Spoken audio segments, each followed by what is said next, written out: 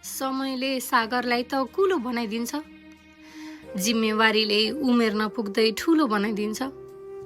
सबैले जुत्ता देखाउँदा तिमी खुट्टा लुकाउँछौ कि, सधैँ मेरै भागमा दुःख किन भन्दै चित्त दुखाउँछौ कि, गफ गर्दै हिँड्छौ खुसी छु भनेर, जिम्मेवारी र सपनाको भागदौडमा आफ्नै रहरको मलामी बनेर। सधैँ अरूकै लागि बाँच्यौ, सबलाई सब पुर्यायौ, आफ्ना लागि केही गर्न सकेको छैनौ। जिम्मेवारी यति धेरै कि तिमी मर्न सकेको छैनौ।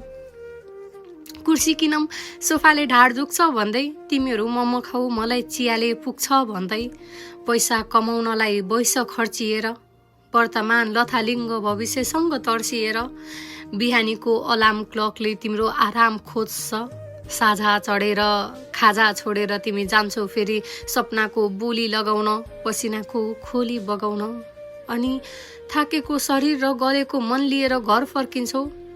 त्यो घर जहाँ आशाका आँखाले तिमीलाई चियाइरहन्छ, समाधान भेटिँदैन समस्याले सताइरहन्छ, अनि आमालाई अँगालो हालेर किन रुन्छौ भन्दै, बाका हातमा हात राखेर सब ठिक हुन्छ भन्दै फर्किन्छौ त्यो कोठा जस्तै थाहा छ केही ठिक हुनेवाला छैन।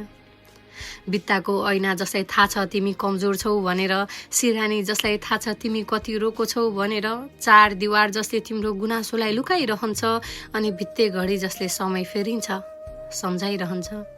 त्यसबीचमा म के सम्झाउ र तिमीलाई, शरीरभरि चोट तर लड्न छोडेको छैन।